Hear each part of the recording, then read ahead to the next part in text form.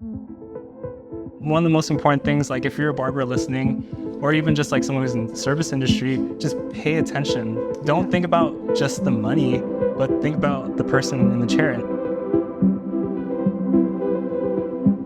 Open-mindedness comes a long way because the more open-minded you are, the better you can connect with people.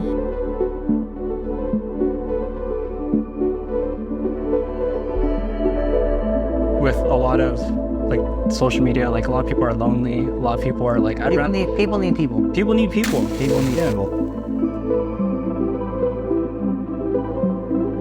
Thank you for being here with us. Thank you for being a fly on the wall. Hope you guys are encouraged. We'll see you guys next time.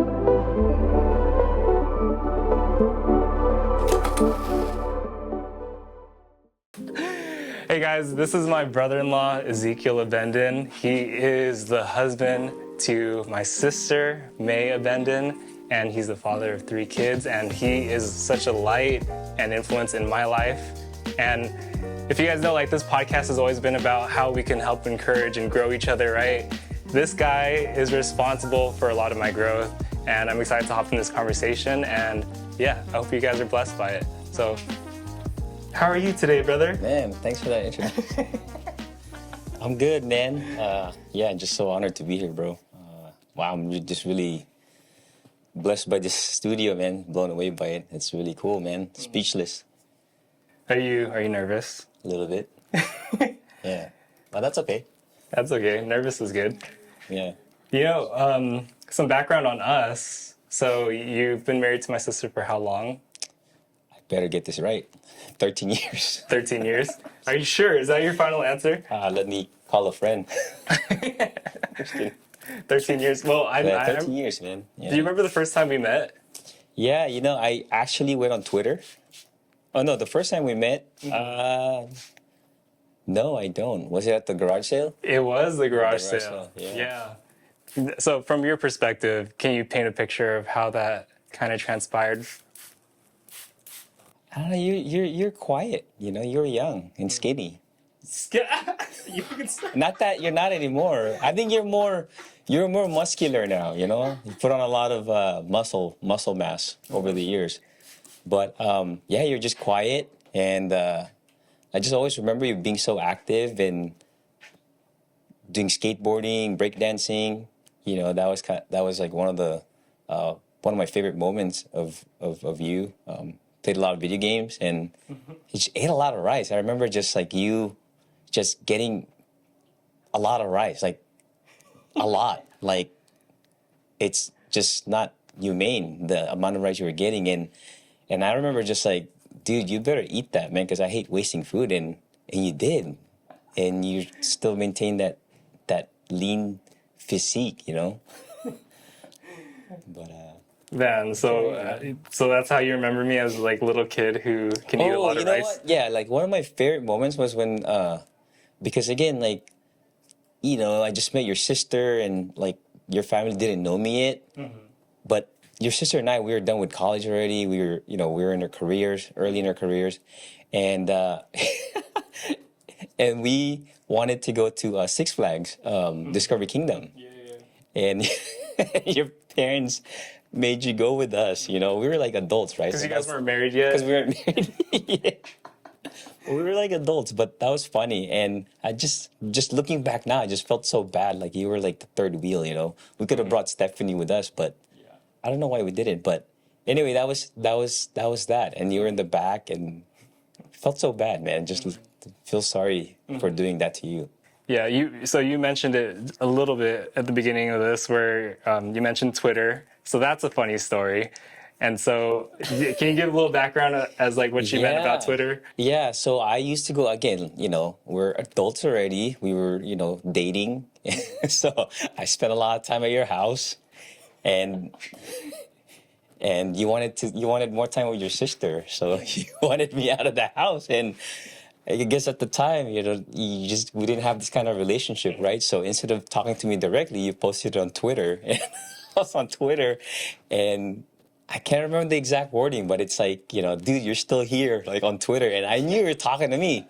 And I went on Twitter this week and I was trying to pull it up. And I'm like trying to take a screenshot of it. I was like, man, that would be cool to find that screenshot and just, to see like after 14 years of like knowing each other, it would be cool to have that, just to show the audience. Yeah, so if you guys didn't know, I was a pretty like petty teenager, and so when you came into our lives, it was on the tail end of, not really tail end, but like my sister was in a pretty tumultuous relationship with her ex-boyfriend a couple years before, and so I was kind of like very overprotective of her growing up, or like even after that time, I was like very overprotective of her. So when you came into our lives, I was like, who the heck is this guy?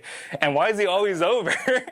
and when you were over really late, I would subtweet you. Like, if you guys don't know what subtweeting is, it's like you're talking about the person without talking about the person at the same time. And you're able to uncover those, and I was like, oops, you weren't supposed to see this. Yeah, well, I was an auditor, so that's kind of my job. But at the same time, also you talk about your, you being overprotective of your sister. But then your sister also told me that it was because of you also that she ended up, texting me back, or actually like being more welcoming to me. Because I remember I met her at the old church that we go to, and the way she was introduced to me, she just came from the Philippines, and I didn't grow up here in the States, so I always have the heart for for people who are just new to the United States. So I just wanted to be friends with her. So I got her number. I texted her, and she thought I liked her. I was just trying to be nice, and she never responded for like, I'm not kidding, for like 6 months, and then 6 months later I get a text back and she was, now in hindsight, she's telling me, yeah, it was because of Josh. Josh told me to, hey, you should just be nice to him at least, or respond back. And yeah, dude, that's how, you're a big influence in our life. I don't think we'll be together if it wasn't you telling your sister to text back. But I feel like that sets the stage for our conversation, because since I've known you, I was a very young teenager, very rambunctious. You've been a great influence in my life, just like how I said in the beginning. I kind of wanted to unpack the reason why that is. And so one of the first questions I wanted to kind of get insight on is, well, let me preface it this way. So with marriage, you've been married for 14 years. I've been married for 6 years, right? Or you said 13 years. I've been married for 6 years, and you've always been a huge influence in how I treat my wife, Stephanie, and how I raise my daughter, Kalea. You have 3 kids now. With how crazy life could be with work, with church, and all these other different activities, your family time. I wanted to get insight on, how do you manage your family? What's your insight on how you could do that? How do I manage my family? I'm just kind of winging it, man. I'm just kidding. No, I think it's really, man, that's a really good, great question. I think it's something that we don't really, because like you said, just because our life is moving in hyper speed, it's something that we don't really stop and think, and really think about.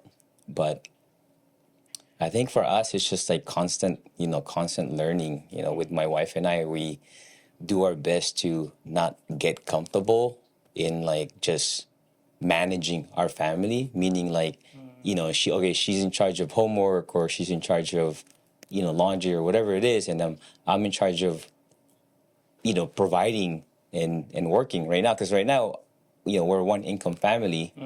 And I think the challenge with that is that we can get pigeonhole, this is my responsibility, this is your responsibility, kind of thing. And you can kind of compare well, I'm doing more, or I wish you're doing more, you're helping out more, and things like that. And I think it's really just it's constant adjustment. And I think a lot of it for me, it's just self-awareness, there's that quote, what is that called? Healthy people heal people, meaning if you're not healthy yourself, it's really difficult to provide health to your, to your marriage, to your kids, and things like that. So I think for us, it really begins with us. For me as a husband, I need to stay healthy. And then for my wife too, she has her own habits of, going to the gym, reading her Bible, listening to messages and things like that. So we try to grow individually as healthy as we can, and at the same time also, growing together as a couple. So it's a lot of shifting around. I think the big part is really communication and being flexible, with marriage and family. So I don't know if I have like a good system, or, I think a lot of it is like, it's just a lot of constant pivoting, and I think that applies to not just family, but then, even if you're in school, in sports, even in business, you can't stay comfortable, I think. Yeah. We chatted offline, and one of the words that keeps coming up for you when I talk to you is systems. For you, because I understand what systems mean for myself, and like maybe some people have their own definition of what a system is for them. What do systems look like for you when it comes to, in the context of your family, time management, and whatnot? Systems. So for me, it's like, when it comes to family, I think it's just like your habits, like your schedule. So for me, I would say, again, just beginning with myself first, right? Because one of the things that I'm realizing over the years is that if I'm not taking care of myself, and I don't say this in a selfish way where, hey, I have to go to the gym like in the middle of the afternoon or dinner or something like that. I mean, like, you can work it out, right? It depends on the season that you're in, what's your agreement with your wife, your husband. But for me, it's like, again, because of the season that we're in with 3 kids, and also with work and other assignments or other activities that we have, like, I have to do it before like my family wakes up, right? So for me, with systems personally, number one is like me making sure that I stay healthy. So what that means for me is that I make sure that I have a good amount of time before my kids wake up. So anything that I want to do, like working out, reading, or even meeting with people, for coffee, I make sure it's done before my kids wake up, because my kids they're 4, 7, and 10, and life is already busy. It is, I want to make sure that I'm not cutting in too much into my time with them, right? So that's I guess that's like for me personally, like staying healthy. I noticed that if I'm not being disciplined in one area of my life, with my diet, with my workouts and things like that, that compounds in my work, that compounds in my relationship. I get grumpy because like my task is being behind, or my project being behind. I'm lethargic, and I notice that like I'm grumpy towards my kids, toward my wife, and it's just not a good thing.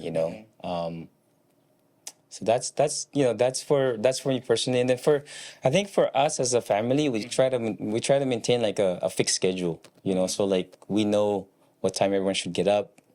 We know what time we should go to bed, and we try to we try to our schedule is pretty boring. We try to keep it boring, not in a bad way, but in a way that we make sure that we're able to really be there for our kids. So No, that makes a lot of sense. So even like personally for me, I have a 2-year-old at home, and she was born with like a rare genetic disorder, cholera, right? And like that threw our family for a spin, and systems was like having systems for the family kind of helped with the chaos, because it helped bring order into the chaos. And like, even so, it doesn't even matter like the fact that she has a genetic disorder, but it's just having young children in general. If you're not careful, that time can slip. that's right. And if you're not careful, all of a sudden your kids grow up and they're out of the house, and it's like, oh, what did I do with that time? I feel like you have a pretty good sense of what your priorities are. Do you have a way of like a way to tier your priorities? Like, how do you know what's non-negotiable and what you can say no to?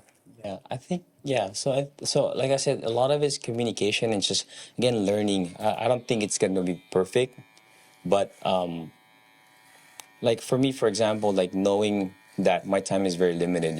Like one of the things I tell people that I do, or I encourage people to do, is don't prioritize your schedule, but schedule your priorities, right? So for me, I have this thing that I created. I call it my model calendar, right? I picked it up from the 12-week year. So I I work in tech, so my schedule is pretty flexible. Okay. But that's a blessing and a curse at the same time, right? I remember, before kids and even before being married, because I have that flexibility, I didn't have a good, going back to the word system, I didn't have a good way to manage my time. So that meant that, all right, I'm spending time with May, or I'm doing stuff in the church, right?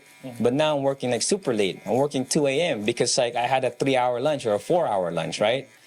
So back then when I was single, that may have worked, I may have gotten away with a lot of things. But now you mentioned like with kids, can't do that, especially with small kids. Yeah. Like they have bedtimes, right? Like, Yeah. I tease and I call my kids like velociraptors, because they turn into like dinosaurs after certain time, if they don't get fed in time, if they don't have naps, and things like that. So going back to the model calendar,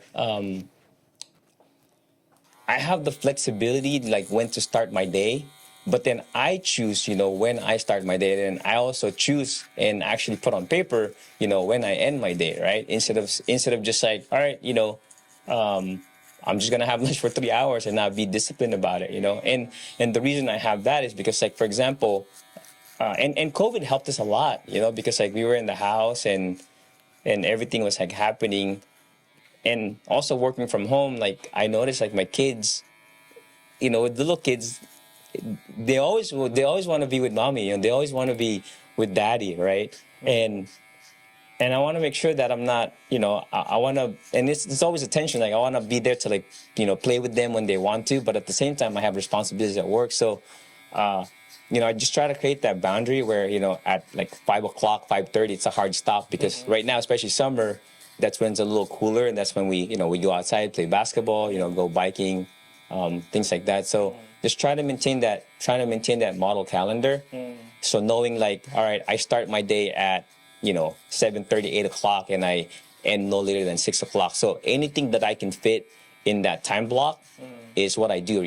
Whether that's my primary job, my business, meetings with other people.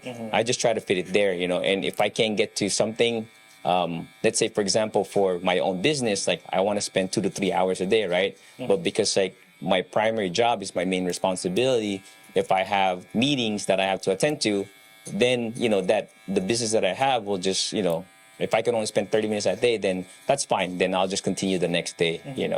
I think the concept first down, just like with I tell my son Daniel, a lot of people, with football, there's something that I picked up from Lorenzo. I think in football, everyone's trying to focus on the touchdown, right? And what happens when we try to focus on touchdowns is that now you're throwing like crazy passes. You're taking too much risk, right? But really, you want to focus on the first down, because if you have enough first downs, eventually you'll lead to the end zone, right? Which gets you a touchdown. So that's something that I've been trying to implement in my life more. Like with we have goals, we have metrics and things like that. We can't really control the end goal, but what we can control is like what we put in. Our efforts. The things that we can control in our own domain. Yeah. I like how you mentioned like it doesn't have to be perfect. I'm someone who struggles with perfectionism. I'm a recovering perfectionist, and I'm trying, like, especially with kids, like they're not the best respecter of like schedules, especially when they're young. They don't have no concept of that. Concept, man. And so like I've tried to be the perfect father, and I realized that there is no perfect father that exists. And can you talk to me, and maybe even some of the people online too? There's a lot of barbers who are listening, and a lot of barbers and stylists tend to be perfectionists. I guess at two levels. Can you talk to me about, and this is personal for me, not being a perfect father, and then the second layer for everyone else who's listening is like, how do you deal with perfectionism? How do you be okay with mistakes? Can you talk on that a little bit? Man, this is like an emotional topic for me, man. Because I'm the same way, like I want my best for my my kids. I try to be a good dad, and that's the thing, man. We can't be perfect, and I think I think like, what our family needs more is not us like being perfect, like getting it right. It's us just just being real, like being able to, like, I mess up a lot, like my kids know, even Sarah, my youngest one, Daniel especially, like, I drop the ball a lot, I fumble a lot, man. But it's just learning how to apologize, like like we hear it, like learning from your mistakes. But sometimes I'm a slow learner, man, like if you fumble the ball again, but I think like with our family, there's just a lot of grace, but starting with me and my wife. I haven't been always like the perfect husband, even the perfect boyfriend. I made a lot of mistakes. I have a lot of regrets. But over the years, even before we got married, my wife has shown me a lot of grace. And I'm a Christian, and one of the scriptures that I like is that in the Bible it says that it's the grace of God that draws us to repentance. It's not God saying that you're a bad person, but regardless of our mistakes, He welcomes us, He embraces us, and that changes a person. And I think for me, as a dad, as a father, even as a husband, the grace, the forgiveness that my kids, my family shows me, I think it's like it's what drives you to get better. Even this morning, we had training, and we were in a rush, and I was losing my temper over my son, and I caught myself. It's like, man, like I'm starting off our day at 6:30 a.m. with me like harping on him, right? And it's like, this is not good. I'm not setting up for success, and I just had to apologize and learn from that. And I said, hey man, we'll do better next time, and that's it, man. Yeah, I feel like we could park it here for a second too. Like you mentioned faith. I've chatted with a few of my guests now on like that whole topic, like episode, I think the episode with Chase McKim and episode with Lorenzo, like we touched on faith a little bit. And I feel like, so I had this epiphany recently when I was talking to Steph, or actually I was talking to John Esteban, our cousin, where we're trying to, like, at least I can speak for me and him because we had this conversation. Like, we're doing all these external things. Like, we're trying to get our schedules in order, and we're trying to eat right, diet, get enough sleep. We're trying to do all these external things, get our money right, work, be able to make more money, be there for our wives. And then, like, sometimes I still feel like I come up empty because I feel like I'm trying to fix all my external things without addressing the internal thing. And you mentioned faith, and like I'm also a believer, we go to church together, right? Like I feel like without getting to the root, which is like, wow, I can have grace for myself as a perfectionist because nothing's perfect, because I have a God who still loves me even though I'm imperfect. I was on the phone with Lorenzo, and I was having like this really like negative, really bad day because I was just thinking about like, man, like I'm not perfect. And I'm like all these different mistakes I've been making, and I feel like even with the podcast, it's very vulnerable. And I'm like I need to be more. I need to be more. I need to be more this. But Lorenzo reminded me, it's like, no, like the way that you see yourself and how imperfect you see yourself, it's like God doesn't see you that way, And he kind of made the correlation between like how I see my daughter Kalea, and how Kalea was born with like a genetic disorder. But how do I treat her? I don't treat her any different. If anything, I love that part of her just as much I love the rest of her. And there's nothing that she could do that she needs to impress me by. She doesn't have to perform. She doesn't have to do anything to earn my love. I just give her freely. And I feel like that's very healing for me. Even hearing you, like someone who I look up to so much, be like, like I don't get it right all the time. It takes a lot of humility to do that. And I think that's what it is, man. Like, I know we're talking about like family.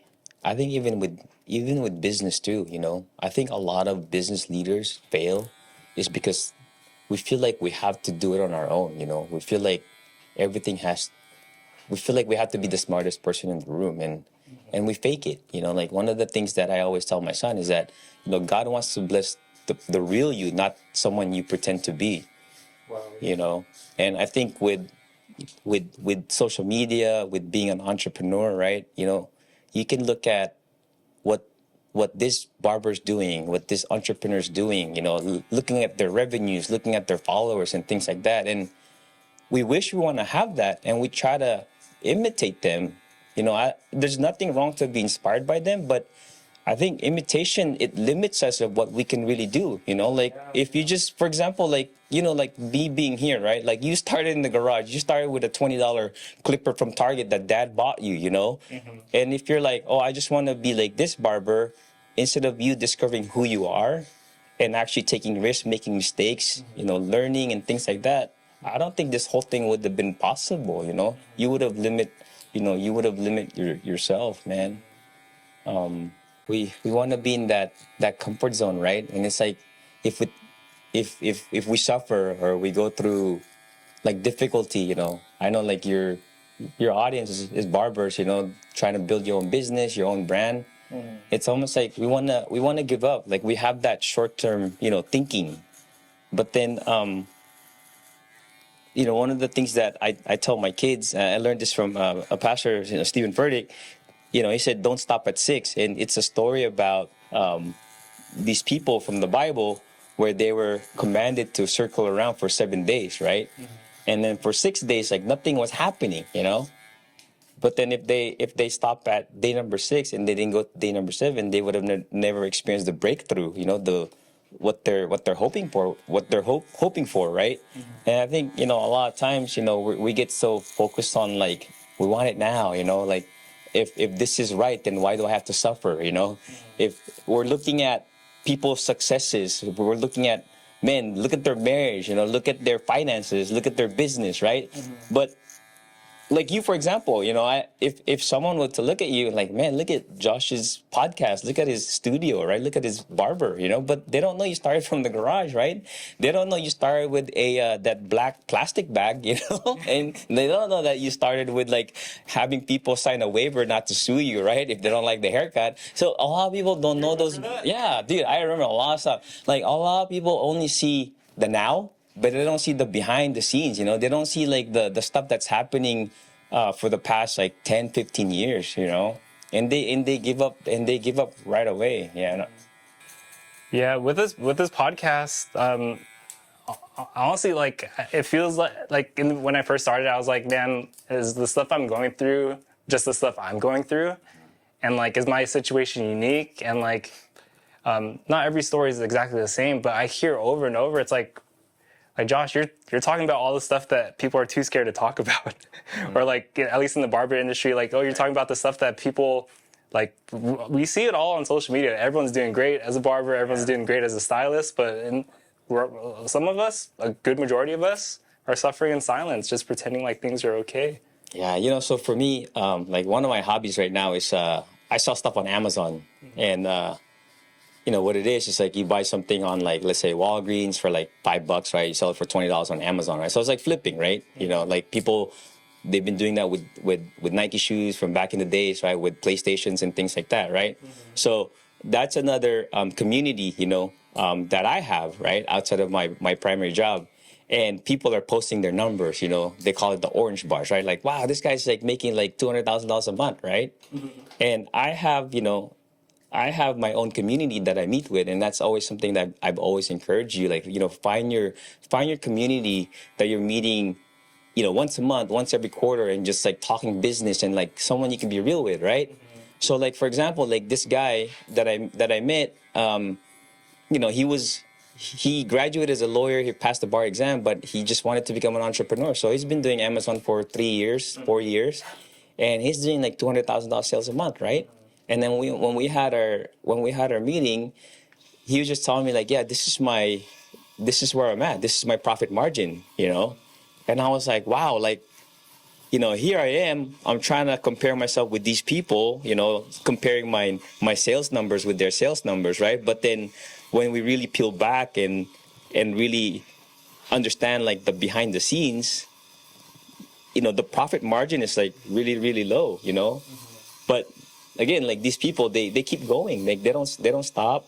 But for a new person, like, starting their career even in barber, right? You're looking at these barbers now, like the brand names in the barber industry, and you compare your chapter 1 with their chapter 25. It's like, dude, like, relax, man. Like, it took them years to get to where they're at, and they and they probably made the same mistakes that you're making right now, and going back to humility, what we talked about earlier. Hey, just be humble enough, like, reach out to these guys, and like I know, like, you work with, like, young barbers, right? Because you know how it's like. So I think it's just like being humble and not pretending like, I got it all together. Not trying to impress you or not trying to impress other people, but really like, hey, this is where I'm at. This is where I need help on. So that applies to not just being in barber, but in marriage, in family, man. So. So you also mentioned earlier that, like, you guys are a single income household. You guys have your side businesses. You have 3 kids. How do you keep from burning out? Dude, man. How do you know what I mean? Like, because you have a lot on your plate. Like, Dude, how do you keep it together? I think like I said, it's like a lot of communication, man. Like, just being real. Like, I'm not saying like I'm at A+ game all the time. I would tell my wife, I'm like, I feel burned out. I would tell her, like, I'm so stressed out. I told my wife, like, I was crying last night because, like, all these negatives, all these stuff that's happening with Amazon. We're getting sued by these brands, like stuff like that, right? I think it's just like, I think my number one, aside from my faith in Jesus, is really my wife. Like, just, we have that open relationship, and we didn't always have that. It's just like me being able to be honest with her. And also, like I said, I mentioned earlier, like, me taking care of myself personally, going to the gym. Again, I have that relationship with God, having my time with Him, and also, like, working out, and like always learning, like listening to podcasts, listening to, like, entrepreneurs, and yeah, dude, just never stopping, man. But it's hard, it's hard, right? Yeah. Not faking it, I would say, because sometimes you could just fake it, you can muscle through. Or one thing too, like, just pacing, man. Like, I would say, like, pacing myself. Like, I started running because I was inspired by you, and I was telling Lorenzo, what really kind of sparked it was, like, a few months ago. I think you were doing a half marathon and you invited me, and I said no, right? Because I know if I went with you, I'm gonna hurt myself. And I told Lorenzo, I'm telling it to you now. I was telling him, like, I never ever want to feel that way, because I'm so competitive, right? If someone asked me, like, let's play basketball or let's run a half marathon, it always would be yes, right? And I said, I never ever want to feel that way where, if Josh asked me or someone asked me to run a half marathon, I'd say no, because, like, I haven't been diligent with my health, right? So it just pushed me. But anyway, why do I bring that, right? So I have a treadmill at home, and I download this half marathon plan, right? So, like, Mondays I do 3 miles, and then Wednesday I do 5 miles, right? But because of my schedule with my kids, I can't really go out there, because in case, like, my daughter wakes up or my wife needs me, I want to be able to just pause and, help out. So I've been running on the treadmill, right? And it's painful, man. Like, imagine running like 3 miles, 5 miles on the treadmill. Like, it sucks, right? It's boring. But I love and hate it because, like, so what I'm doing right now, because I'm not a runner, I do what I call interval training, right? So I would run for, like, 1 minute, 30 seconds, and I would do 30-second break, right? And I would keep doing that until I finish, 3 miles, And the reason I share that is because, like, when I do that, it reminds me that, I don't need to go at, like, 10-minute mile, all the time, right? I can run for a minute 30 and take a break, and same thing in life, same thing with my work, I have an hour to work on a video. I have an hour to look for products, right? And after that, I'm going to take 15 minutes, recalibrate and do that again. I mentioned earlier, I have a fixed schedule. I start at, 7:30, 8 o'clock, and I end at 5, And I do that, I pace myself, right? And then, like I said, Saturdays, Sundays, it's like, it's a break for us, like today after this, I'm going to go home. I'm gonna go watch a movie, and I'm gonna go eat Rocky Road ice cream, man. I'm not gonna work out today, and that's okay because, like, that prepares me to, go back again tomorrow, go back again on Monday to, to keep doing it, So Do you have any hacks or tips and tricks for optimizing your schedule? me, Yeah. well, like it's always changing. So like I said, like for me, like so I use ChatGPT a lot. So I created my own model, uh, for my calendar. So I created nothing too techy. But then like I have a chat with ChatGPT that that AI, that artificial intelligence knows like this is how my schedule looks like every day. What time I want to start, what time I want to end. These are the time blocks that I need, and it just updates every day. I would, Daniel's like nodding his head because he sees me at night. I would say, hey, Chat GPT, tomorrow these are, I have meetings at this time. Daniel has basketball practice, Hannah has gymnastics and things like that. And then boom, and then it just, based on the logic, based on what it knows my schedule is, it recommends me what the time blocks look like for. Okay, Ezekiel, you have 30 minutes to approve leads for Amazon. You have 1 hour for team meeting and things like that. So, and I just try to work around that. So, again, nothing super fancy. It's just something that that's working for me right now in my season. So I think, like I said earlier, it's just the constant pivoting, constant shifting. So, yeah. Yeah, so this week in particular, I've been having conversations with a lot of guys during the haircut, and it's like a mixture of like people are starting to get kind of burnt out when it comes to like their jobs, when it comes to I want to make more money, but then like if like the because of the economy and like how the market is, the job market, like I can't find a job, and like bills are getting more and more, and like something that you said years ago that I still hold on to this day is like you asked me like what's your number, Yes. Yeah. and we're not talking about phone number. We're talking about what's your financial goal. Yeah, That, that's a good one. what's enough? That's what you asked me. Like what number is enough? Actually, it was Chip Ingram, and I told this to Dad when we first got married. Your dad, right? I said, Dad, I figured this is our number, and this is something my own dad taught me, that when you get a raise. So I work, so with my job, you get like a fixed raise like every year. Sometimes you get bonuses and things like that, right? But one of the things that my dad taught me earlier on is that when your level of income goes up, make sure you maintain the same level of lifestyle, meaning like, let's say you get a 5% raise, doesn't mean now, oh, now I can spend 5% more, right? But you still maintain the income that you had prior to the 5%. So now that 5% becomes a bonus, right? So that's something that my wife and I tried to maintain over the years. Of course, now it's different because like we have tuition, we have activities and things like that. But because like, I think over time, the small changes we made over the course of many years, it kind of compounded and it created like, financial margin, for us, right? And again, I'm not saying like we're like super, we're not like super rich or things like that. It's just, we have margin in our finances. And I think also like, one thing I want to just kind of encourage everyone too, you mentioned about the Bay Area, and that's something that I hear a lot. And this is kind of like one of my passion, like why I do the Amazon.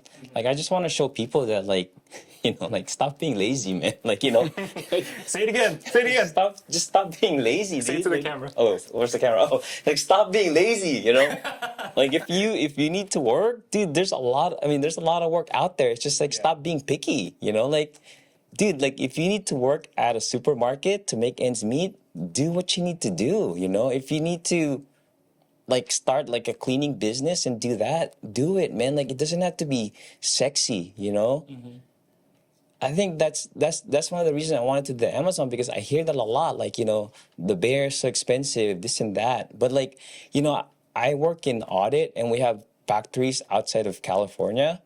And like, although the cost of living is like so much cheaper there, your salary is also significantly lower. Meaning that like if you move to some parts of the United States, dude, it'll be almost impossible for you to have a vacation in California, because like the salary that you're making is going to be significantly less. And I tell one of the things I tell my kids all the time is that you'll always find what you're looking for, you know. So if you're looking for like, man, the Bay Area sucks, like, you know, the cost of living is so high, that's what you're gonna find, man. But if you're looking for opportunities, how can I make it work? You'll find that opportunity. Like, you know, using you as an example, right? Like, you had to pivot like a year ago with some unexpected things that happened, but like, instead of, I mean, like, it sucks. Like, you were crying. Like, I remember talking to you, like, you were sad, and that's perfectly healthy to admit it. But the question is, like, how long are you gonna stay there, right? And you didn't stay there that long, but instead, like, you look for opportunities, and you found what you're looking for, and so much more, you know. So I think, yeah, same thing. And I think with burnout also, sorry, I'm like jumping around. Like with burnout, so one of the things that we do is like we try to be intentional with our downtime. So like, for example, like Daniel today, he got the schedule for his black belt exam, right? So going into the fall semester, we know that, you know, we have basketball, we have, you know, work, we have the business, we have school, and we have church, right? So we have all these things, right? So one of the things that we try to do is that, all right, when are we going to schedule, you know, aside from our weekend kind of downtime, like, when are we going to schedule like a family, you know, like a family vacation? And it doesn't have to be fancy, you know. It could just be like, hey, let's book a hotel for the weekend, you know, in San Jose or something like that, right? Just to break away from the normal routine, you know. So that's something that we try to do. We try to have that, like, we try to plan ahead and schedule, you know, vacation, because we know that we're going to be having a busy season. So when do we schedule, you know, that time just for us, you know, as a family to just, you know, just to be together, you know, just to relax. Yeah, like how I am interpreting that, it's like, don't forget to have fun. Yeah, I think that's important, man. Yeah, because I feel like once you, so like there's a certain stage in adolescence where, like, you know, like you're not really thinking about consequences, you're not thinking about bills, and it's like you're a kid, and then some people, like, they go through stuff and they have to grow up really fast, they become independent really fast. And like, my heart goes out for those people, because it's like their childhood got cut short, and it's almost like they spend the rest of their life trying to figure out how to be a kid again. And that, for me, that's heartbreaking, because I hear it time and time again. You know, because a lot of the people that I cut are like in their 30s. A lot of them are they're thinking about starting a family, or like they're looking to date, and then trying to get into long-term relationships, and then kind of life is kind of kicking them in the butt, because they're just like, well, like, what happens to the fun? You know, like, life doesn't look fun right now. And like, like when Kalea was born, it almost like woke up the child that was inside me. That's like, it's okay. It's okay to like chill out and like be messy and like do things that are unconventional. You guys are pretty regimented. Like, at least from the outside looking in, me and Steph see your guys' life, and it's like, we want to be exactly like Ezekiel and May, because you guys are so inspirational. And the thing that draws me to you is that you guys still have fun. You guys go on vacation. You guys just went to Legoland. You guys are going to Mexico in the winter. Like, that's so inspiring to me that you guys still have fun. Thanks, man. Like, I think, like, for us, like, again, like, just realizing like time is limited, like with our kids especially, right? Especially like Daniel's becoming more independent now, you know, like, I mean, it's nice he's here today, but a lot of times he's just like, hey, you want to go with me? He's like, nah, I just want to stay home, you know? Right now, it's Sarah, right? So I think for us, it's like knowing that, you know, when they turn 18, they might move out, you know? So we want to give them, as many good memories as we can, you know? Like, oh man, like, I remember, you know, when my dad used to work from home at 5:30, we'd go play basketball outside, you know? Yeah. It's like, I remember we would, you know, go biking and things like that. And like you said, like, you know, unfortunately, with some parents, like, they don't have, they can't afford it, or it's difficult to have that, you know, but do what works for you, you know? Like, I know, like, my dad, for example, he had to work 2 jobs when we were growing up. He was in there a big part of our life when we were growing up, because he was overseas when we were growing up in the Philippines, right? But you know, you do what you can with what you have, you know. Like I said, like, I share these things, not saying that this is the standard, or even for you, like, I try to remind you all the time, like, you know, be inspired with how we do things, but don't copy us, you know. Like, just do you and Stephanie, right? Do what works for you guys, you know. So yeah, I just wanted to I share that with you and remind that to you because you guys are doing a great job. Like when I see Kalea, she's like engaging now, and she's just you guys are doing you. Like I said, like when you guys come over and you guys leave at 7 o'clock, it's like wow, like you guys know what's best for your family. Yeah, no, I appreciate that, and I'm sure a lot of people who are listening online, because we're in a generation where there's just so much influence, and there's so many people trying to tell us like how to live and what to do.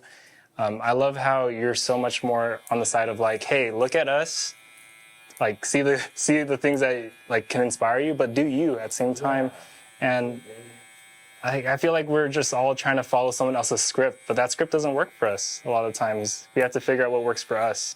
Exactly. And also like, again, just an encouragement to, to the people listening and to yourself, right? If you look at my script, right, and you follow it, you could be limiting yourself, man. You could be limiting your marriage, you could be limiting your parenting, right?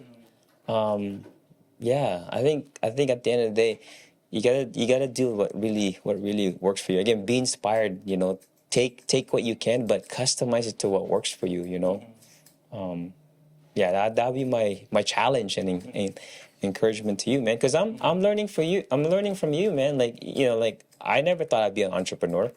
Like I went to 4-year university, right? Like that's how I was trained, and God has blessed us through that. God has blessed my wife through going to college also. But there was something in me that like, hey, maybe I'm called to do business, right? And like just watching you, like you never, like I said, you never gave up. You kept pushing yourself. Not everyone, you had your doubters, in the early years. I'm sure you have some doubters now, but you kept going. You kept going. You kept being yourself. You kept learning, and I think this is just the beginning. To be honest with you, I think there's gonna be more, man. Like with how God's gonna use you, and bless you, your family, and bless others through you. So, but if you just like, oh man, my ate or my sister went to 4-year college, maybe I'll copy that. Or her husband, myself, like went to. Maybe I should do that. Maybe I shouldn't do barber anymore, right? Because that's like the safe route. And again, I'm not saying those things. I don't have anything against college because I went to college. I still take a lot of certifications even until now. But just because it's something that's working for me doesn't mean that it's gonna work for someone else, right?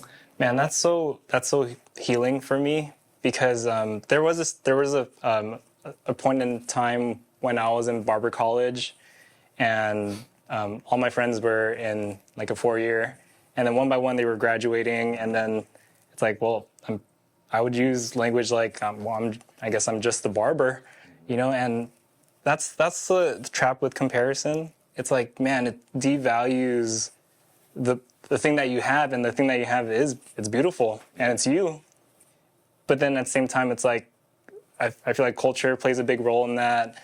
Living in the Bay Area, it's like if you're not in tech, like what are you doing? Like that's kind of like the subliminal message that they're giving, and there's so much more to life and to what we do than like we're not just singular. We're not like unifaceted people. It's like there's so much more to us, and that's very healing for me. The fact that you touched on that, and so I feel like because you're such a huge inspiration, like I do tend to copy you in the sense that like fitness and lifestyle and like you're a role model and whatnot. But I love how you're giving me that permission, like, hey, be you. And we haven't had a sit down like this in a long time, and if you don't like me, because I would subtweet about you.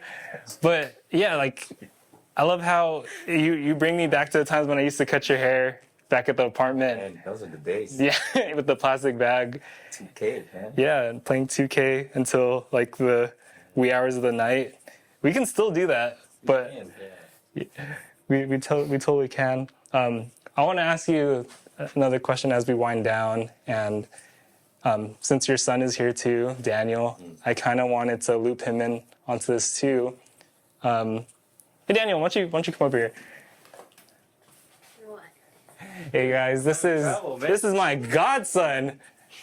You want to introduce yourself? No? All right, this is my godson Daniel. This is Ezekiel's oldest son. How old are you? 10. You're 10 years old. Daniel, I kind of wanted to, because your dad's here and your dad's talking about like being a father, being a great husband to your mom. I kind of wanted to get your insight. How's it like being the son of someone who loves you this much? It's great. I don't know why though. Yeah. I know, I'm sorry.